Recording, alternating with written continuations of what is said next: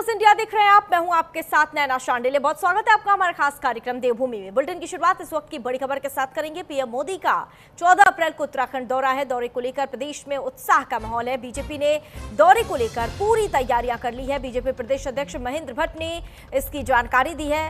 दरअसल आपको बता दें, प्रधानमंत्री नरेंद्र मोदी के उत्तराखंड आगमन को लेकर प्रदेश में उत्साह का माहौल है और बीजेपी ने इसके लिए व्यापक तैयारियां पूरी कर ली है, जिसको लेकर बीजेपी प्रदेश अध्यक्ष महेंद्र भट्ट ने बताया कि उन्होंने पार्टी के सभी कार्यकर्ताओं के साथ बैठकर उन्होंने बैठक की और जानकारी ली। साथ ही कार्यक्रम में हजारों की संख्या में जनसैलाब उमड़ने की भी उम्मीद जताई है। पीएम मोदी का यह कहना है कि 12 किलोमीटर लंबा रोड शो ऐतिहासिक होगा, जिससे कार्यकर्ता सड़क के दोनों ओर खड़े होकर पुष्प वर्षा के साथ उनका स्वागत करेंगे। आपको बता दें, रोड शो के बाद जसवंत सिंह आर्मी ग्राउंड में एक विशाल जनसभा का भी आयोजन होगा, जिसमें हजारों लोग शिरकत करेंगे। तो प्रधानमंत्री नरेंद्र मोदी का ये देहरादून दौरा काफी महत्वपूर्ण माना जा रहा है और पीएम मोदी के इस दौरे को लेकर प्रदेश में उत्साह का माहौल है और कार्यकर्ताओं में भी काफी उत्साह देखने को मिल रही है। बीजेपी ने इस दौरे को लेकर तैयारियां पूरी कर ली है। हजारों की संख्या में जन सैलाब उमड़कर कल के कार्यक्रम में रहने वाला है। जो 12 किलोमीटर का उनका रोड शो है, कार्यकर्ता सड़क के दोनों ओर पुष्प वर्षा से उनका स्वागत करेंगे और जसवंत सिंह जो आर्मी ग्राउंड है, उस ग्राउंड में हजारों की संख्या में एक जन सैलाब होगा और प्रधानमंत्री जी के प्रति जो जनता का विश्वास है और प्रधानमंत्री जी का भी जो उत्तराखंड के प्रति जो उनका स्नेह है, उसकी झलक कल के कार्यक्रम में दिखाई देगी। हमने सभी कार्यकर्ताओं से बड़ी संख्या में उस कार्यक्रम में आने के लिए आह्वान। वहीं हरिद्वार वासियों की समस्याओं का तुरंत समाधान करने के उद्देश्य से जिलाधिकारी मयूर दीक्षित के निर्देशन में मुख्य विकास अधिकारी ललित नारायण मिश्रा की अध्यक्षता में जिला कार्यालय सभागार में जन सुनवाई कार्यक्रम आयोजित की गई, जिसमें कई विभागों से संबंधित 30 शिकायती समस्याएं दर्ज कराई गई, जिसमें कुछ समस्याओं का मौके पर ही निराकरण किया गया। शेष समस्याओं के समाधान के लिए संबंधित विभागों को प्रेषित किया गया। वहीं जन सुनवाई कार्यक्रम में राजस्व, भूमि विवाद, विद्युत अतिक्रमण आदि से संबंधित समस्या दर्ज कराई गई।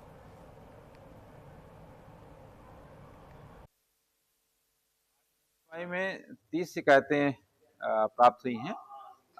इसमें कुछ शिकायतों का निस्तारण मौके पे ही किया गया है और कुछ शिकायतों को संबंधित विभागों को रिफर किया गया है, जिसका परीक्षण करके वो अग्रेतर कार्रवाई करेंगे। सर, किस प्रकार की ज्यादा शिकायतों में कुछ शिकायतें थी जहां अतिक्रमण से जुड़ी हुई शिकायतें थी, चक्रोड को लेकर के, जल निकासी को लेकर के।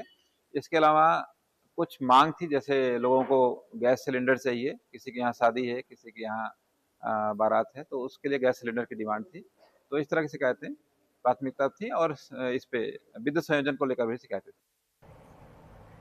परिवहन मंत्री प्रदीप बत्रा के गृह जनपद हरिद्वार में परिवहन विभाग ने वित्तीय वर्ष 2025-26 में अभूतपूर्व उपलब्धियां हासिल की है। परिवर्तन कार्यवाही में रिकॉर्ड करीब 69,500 चालान और 4,600 से अधिक वाहन सीज और 12 करोड़ रुपए से ज्यादा राजस्व वसूली के साथ विभाग ने प्रभावी प्रशासन और सख्त कार्रवाई का उदाहरण पेश किया है। वहीं आरटीओ ने बताया कि वित्तीय वर्ष 2025-26 में प्रशासन की ओर से बड़े जिलों को दिए जाने वाले 100 करोड़ रुपए से ज्यादा के राजस्व लक्ष्य में हरिद्वार जनपद प्रथम स्थान पर रहा। 2025-26 में जो हमारा ऑफिस का एडमिनिस्ट्रेशन का रिवेन्यू टारगेट रहता है और जो इन्फोर्समेंट का टारगेट रहता है, तो उसमें जो हमारे स्टेट के बड़े जो ऑफिसेज हैं जहाँ पे टारगेट 100 करोड़ से ऊपर रहता है, तो उनमें हरिद्वार जो है वो अग्रणी रहा है। अगर मैं रिवेन्यू की बात करूँ तो रिवेन्यू में हमने लगभग 96% का हरिद्वार और रुड़की ने मिला के जो लक्ष्य है वो प्राप्त किया है, जो कि 100 करोड़ के टारगेट्स वाले ऊपर से जितने भी ऑफिसेज हैं उसमें अग्रणी है। उसी प्रकार से जो प्रवर्तन की कार्रवाई है उसमें भी लगभग 70,000 से ज़्यादा चालान और 12 करोड़ से ज़्यादा का राजस्व वसूला गया है। वहीं लोहाघाट के बाराकोट टैक्सी स्टैंड में वाहन चालक और यात्री बारिश से हो रहे जलभराव और कीचड़ की समस्या से लंबे समय से जूझ रहे हैं। टैक्सी स्टैंड का निर्माण नहीं होने से वहां मौजूद टैक्सी चालकों को अपने वाहन राष्ट्रीय राजमार्ग के किनारे खड़े करने पड़ते हैं, जिस कारण इस स्थान में अक्सर जाम की समस्या भी पैदा होती रहती है। उन्होंने जिलाधिकारी चंपावत से लोहाघाट के बाराकोट टैक्सी स्टैंड में उचित जल व्यवस्था, निकासी और इंटरलॉकिंग टाइल लगाने की मांग की है और साथ ही टैक्सी चालकों ने यह भी कहा है कि उन्हें पूरा विश्वास है कि जिलाधिकारी टैक्सी चालकों और यात्रियों की समस्या का संज्ञान लेते हुए समस्या का समाधान जरूर करेंगे।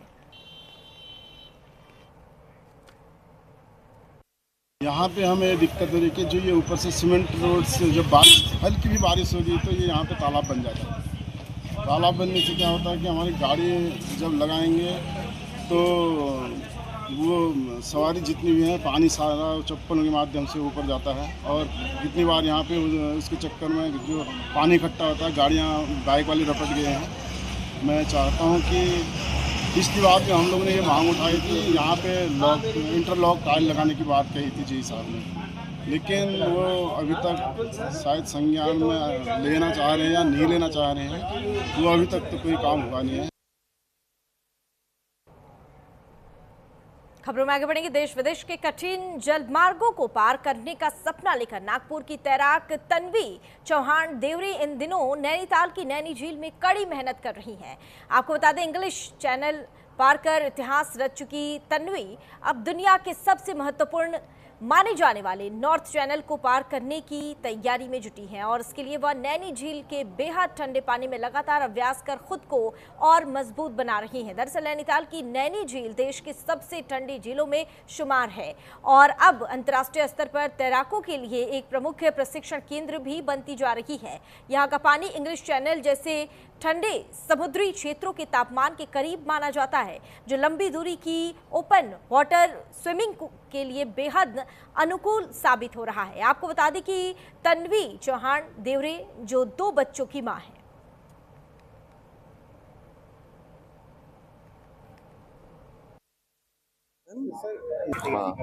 So we've been here for last 4 days training in Nainital for practicing as a practice to swim in the English Channel, North Channel and Gibraltar Strait. So we have a team which had come from different parts of India and I'm a coach, I'm a Tenzing Norgay awardee. I've been दे रहे हैं और मैं Spain में जाने वाली हूँ अभी 7 दिन में। स्टेट ऑफ जिब्राल्टर जो चैनल है वो मैं स्विमिंग करना चाहती हूँ। इसके बाद जो नॉर्थ चैनल है वो बहुत ठंडे पानी में इसका स्विमिंग कंपटीशन होता है। वो कंपटीशन की तैयारी के लिए हम लोग नैनीताल आए हुए हैं। वहीं काशीपुर की जनता को जागरूक करने के लिए ज्ञानार्थी कॉलेज ने एक सराहनीय और बेहद प्रभावशाली कदम उठाया है, जहां संस्थान की ओर से आयोजित यातायात जागरूकता रैली ने पूरे शहर का ध्यान अपनी ओर खींचा है। आपको बता दें, रैली का आधिकारिक आगाज मुख्य अतिथि महापौर दीपक बाली ने हरी झंडी दिखाकर किया। वहीं पुलिस प्रशासन और छात्र छात्राओं ने जब सड़कों पर उतरकर सीट बेल्ट और हेलमेट की अहमियत समझाई तो हर राहगीर रुक कर एक पहल की सराहना करते हुए नजर आए।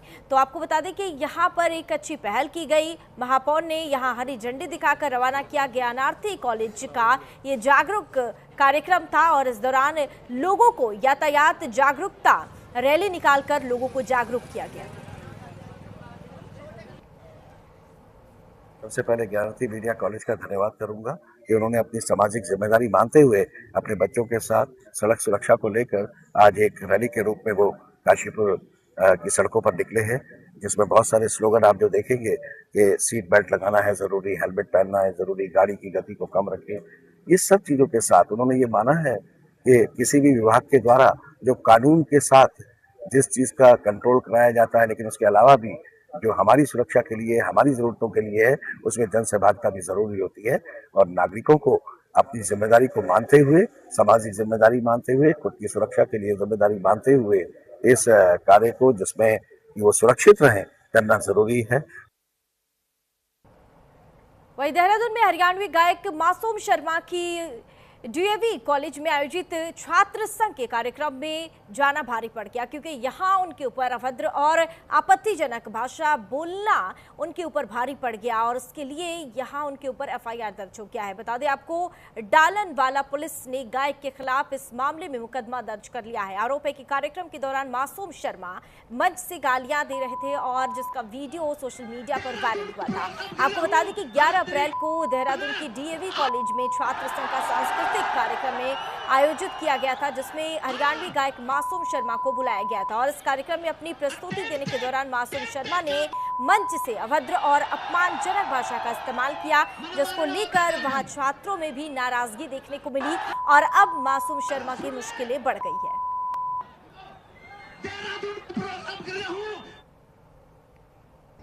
कल डीएवी छात्र संघ का वार्षिक समारोह आयोजित किया गया था। इस वार्षिक समारोह में हरियाणवी गायक मासूम सलमा के द्वारा अपनी प्रस्तुति दी गई। प्रस्तुति के दौरान उनके द्वारा अभद्र और अपमानजनक भाषा का प्रयोग किया गया था, जिसका कि वीडियो वायरल हुआ। थाना डालानाला पुलिस के द्वारा वीडियो का त्वरित संज्ञान लेते हुए इसमें सुमोटो जांच प्रारंभ की गई। आज जांच उपरांत इसमें वैधानिक कार्रवाई थाना डालानाला पुलिस द्वारा की गई है, जिसके तहत मासूम सलमा के विरुद्ध FIR नंबर 63/2026 अंतर्गत धारा 296, 351, 352 और 79 BNS के तहत अपराध पंजीकृत कर लिया गया है। इसकी विवेचना प्रारंभ कर दी गई है और जल्द ही मासूम सलमा के विरुद्ध अग्रिम वैधानिक कार्रवाई अमल में लाई जाएगी। वहीं हरिद्वार में वन विभाग ने काली नदी बैरियर पर चेकिंग के दौरान बड़ी कार्रवाई कर अवैध खैर लकड़ी से भरी DCM को पकड़ा है। लेकिन अब पुलिस DCM रोकने का प्रयास जब वहां पर प्रयास किया गया तो चालक DCM छोड़कर मौके से ही वहां फरार हो गया। वहीं पुलिस चालक की तलाश में जुटी हुई है। वन विभाग ने अवैध खैर लकड़ी से भरे वाहन को कब्जे में लेकर रुड़की रेंज परिसर में खड़ा कर दिया। मामले में वन विभाग की ओर से कार्रवाई की जा रही है।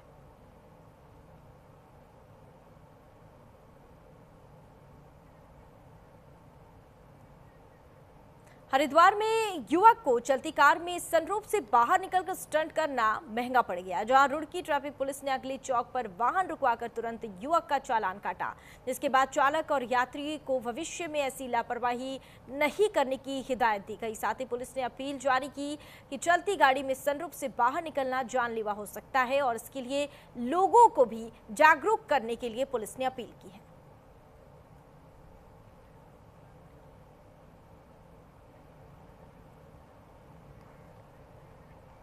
हरिद्वार के भगत सिंह चौक पर डस्टर कार में भीषण आग लग गई, जिससे आसपास के दुकानदारों में अफरा तफरी मच गई। आपको बता दें कि कार सर्विस दुकान पर डेंटिंग पेंटिंग के लिए खड़ी थी। मौके पर मौजूद लोगों ने आग बुझाने की पूरी कोशिश की, लेकिन तब तक आग काबू से बाहर हो चुकी थी। सूचना मिलते ही फायर ब्रिगेड मौके पर पहुंची और कड़ी मशक्कत के बाद आग पर काबू पाया गया। तो यहाँ हरिद्वार में खड़ी कार में आग लग गई और आग लगने से दुकानदारों में अफरा तफरी मच गई। आपको बता दें कि मौके पर वहां मौजूद लोगों ने आग पर पूरी कोशिश की काबू पाने की, लेकिन इसमें असफल रहे। वही घटना की सूचना पर फायर ब्रिगेड मौके पर पहुंची और कड़ी मशक्कत के बाद आग पर काबू पा लिया गया।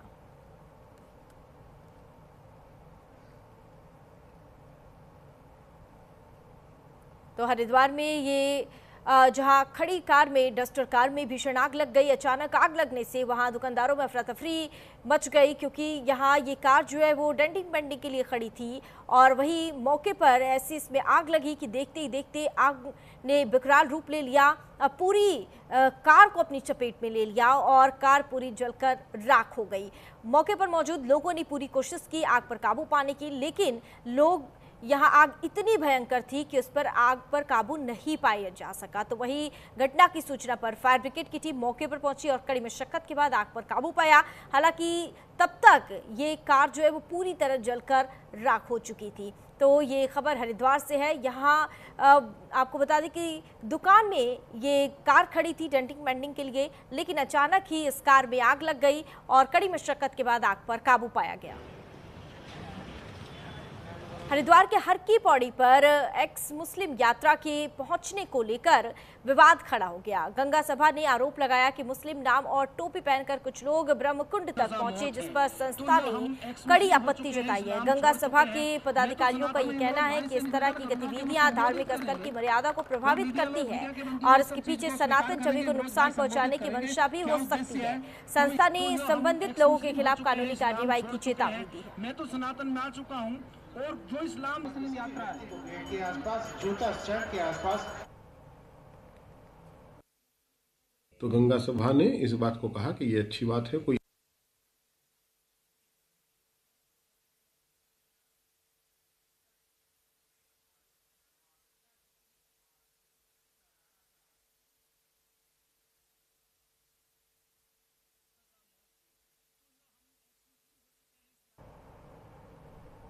इमरोज भाई से निवेदन करूंगा कि वो संबोधित करेंगे, वो मीडिया के बंधु भी इस सब चीज को स्वीकार करेंगे। इमरोज भाई संबोधित करेंगे क्या? तो गंगा सभा ने इस बात को कहा कि ये अच्छी बात है। कोई आता है हमारे घर वापसी करता है तो निश्चित रूप से स्वागत करेंगे हम, और वो आए गंगा पूजन करें, हमें कोई आपत्ति नहीं है। लेकिन एक वीडियो के माध्यम से जब हमने गंगा सभा के पदाधिकारियों ने देखा कि वो लोग हर की पौड़ी ब्रह्मकुंड क्षेत्र में आए और उन्होंने मुस्लिमों के प्रतीक चिन्ह टोपी वगैरह सब लगा रखी थी, जिससे कि स्पष्ट हो रहा था कि वह निश्चित रूप से हमें अपमानित करने के लिए वहां पर आए हैं। जिस क्षेत्र के अंदर लिखा है कि अहिंदू प्रवेश निषेध, वह उस क्षेत्र के अंदर टोपी लगा करके आ रहे हैं, तो निश्चित रूप से उनका ध्येय हमें अपमानित करने का था, हमारी मान मर्यादा को, हमारे तीर्थ की मर्यादा को भंग करने का था। देखिए, एक भगवा वेश में वो काल नेमी जो लगातार विभिन्न प्रकार के गलत कृत्यों में शामिल है, उसने एक प्रोपेगेंडा रचा, प्रशासन को भ्रमित करा, गंगा सभा को भ्रमित करा, तमाम हिंदू धर्मावलंबियों को भ्रमित करते हुए ये कहा कि गैर हिंदू व्यक्तियों ने हिंदू धर्म कबूल कर लिया है और हिंदू धर्म स्वीकार करने के बाद वो गंगा पर आचमन करने आ रहे हैं।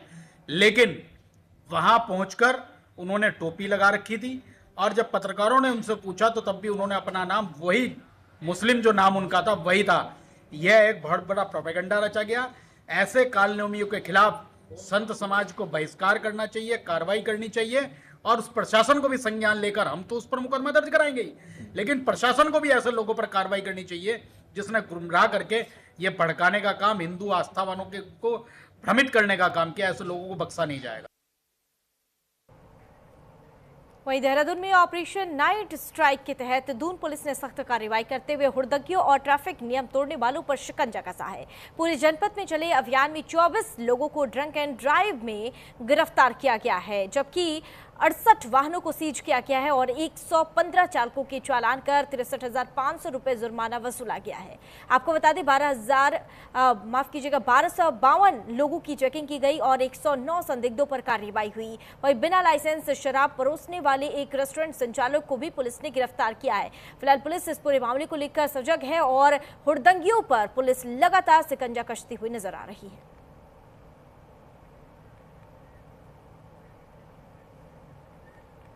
वहीं कालाढूंगी में सच्चाई डाक बंगला बैलपड़ाव में बीजेपी नेता राजेंद्र सिंह बिष्ट ने फ्री स्वास्थ्य शिविर लगाया और इस शिविर का सैकड़ों लोगों ने लाभ उठाया। वहीं इस दौरान आई टेस्ट और ब्लड टेस्ट आदि ईसीजी निःशुल्क किए गए और निःशुल्क दवाइयां भी यहां पर वितरित की गई। इस दौरान बीजेपी नेता राजेंद्र सिंह बिष्ट ने कहा कि क्षेत्रवासियों की मांग पर निःशुल्क स्वास्थ्य शिविर का आयोजन किया गया है, जिसका सैकड़ों ग्रामीणों ने लाभ उठाया। वहीं उन्होंने कहा कि इस तरह के शिविर आगे भी लगाए जाएंगे और इस शिविर में साईं हॉस्पिटल हल्द्वानी के डॉक्टर समस्त स्टाफ भी मौजूद रहे।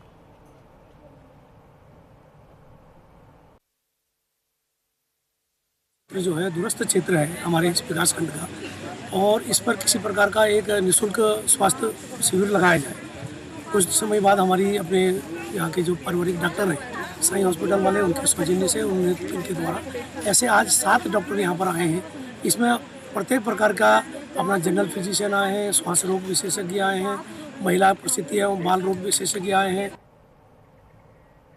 रुड़की के गंगनहर कोतवाली क्षेत्र में रस्तों की मोटर पार्ट्स की दुकान में भीषण आग लग गई, जिससे बाजार क्षेत्र में स्थिति गंभीर हो गई। दुकान के अंदर रखे इंजन ऑयल के कारण आग ने विकराल रूप ले लिया और सूचना मिलते ही मौके पर पहुंची फायर ब्रिगेड की गाड़ियों ने कड़ी मशक्कत के बाद आग पर काबू पाया। वहीं पुलिस ने एहतियात के तौर पर आसपास की दुकानों को खाली करवाया। वहीं आग लगने के कारणों का फिलहाल पता नहीं चल पाया है। घटना में लाखों के नुकसान का अनुमान है। तो ये खबर आपको बता दें रुड़की से है, जहां आग लगने से इलाके में हड़कंप मच गया। वही फायर ब्रिगेड की गाड़ी मौके पर पहुंची और कड़ी मशक्कत के बाद आग पर काबू पाया गया। और वही घटना की सूचना पर पहुंची पुलिस प्रशासन भी एहतियात के तौर पर वहां आसपास मौजूद दुकानों को फिलहाल मौके पर ही बंद करवा दिया गया। लेकिन यहां आग इतनी भीषण थी कि मौके पर इस आग पर काबू पाना बहुत ही मुश्किल हो रहा था। वही फायर ब्रिगेड की गाड़ी मौके पर पहुंची और कड़ी मशक्कत के बाद आग पर काबू पाया गया।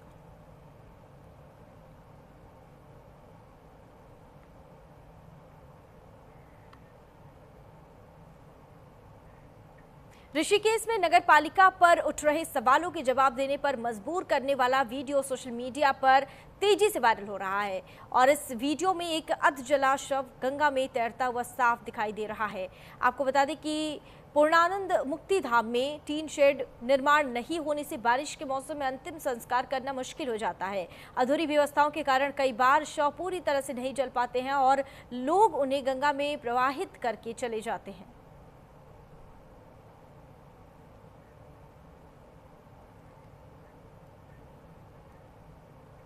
हरिद्वार स्थित सिडकुल थाना क्षेत्र में ब्रह्मपुरी गांव में मनी ट्रांसफर दुकान पर ठगी करने की कोशिश सामने आई है, जहां बीडीसी मेंबर देवेंद्र पाल को निशाना बनाया गया। आरोपी ने फर्जी ऐप के जरिए 510 रुपए ट्रांसफर का नकली स्क्रीनशॉट दिखाकर नगद पैसे लेने की कोशिश की, लेकिन बार बार ट्रांजैक्शन चेक करने पर कोई पेमेंट नहीं मिली। युवक की जल्दबाजी पर शक होने पर बीडीसी मेंबर ने उसका फोन चेक किया, जिसमें फर्जी ऐप से धोखाधड़ी का खुलासा हुआ और उसके बाद आरोपी को मौके पर ही पकड़ लिया गया और आसपास के लोग भी मौके पर जुट गए। सूचना पर पुलिस पहुंची और आरोपी को हिरासत में लेकर फिलहाल उससे पूछताछ की जा रही है। दुकानदार छोटे बड़े कहीं से सामान लिया, पैसे पे किए, स्क्रीनशॉट दिखाया, भाग गया। दिखाओ, आप दिखाओ कौन सा है।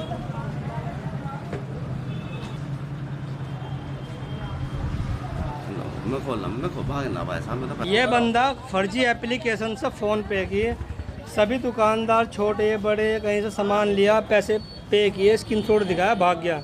वो पैसा खाते में नहीं आता, सिर्फ स्क्रीनशॉट बना रहता है।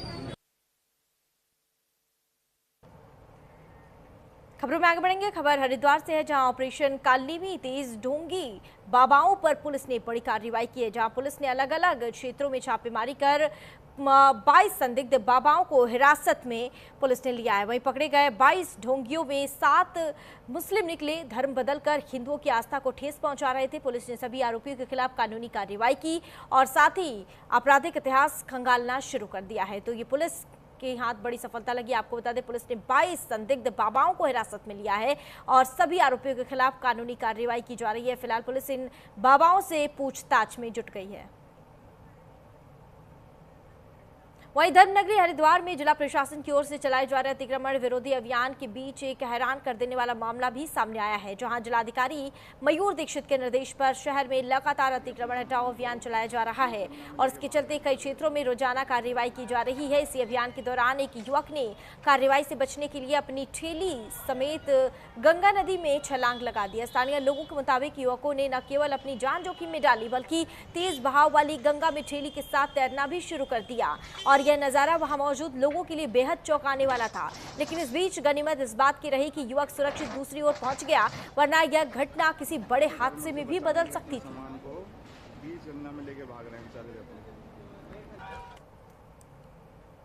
और फिलहाल देवभूमि के इस खास बुलेटिन में इतना ही। यहाँ पर रुकेंगे एक छोटे से ब्रेक के लिए। ब्रेक के बाद फौरन हाजिर होंगे।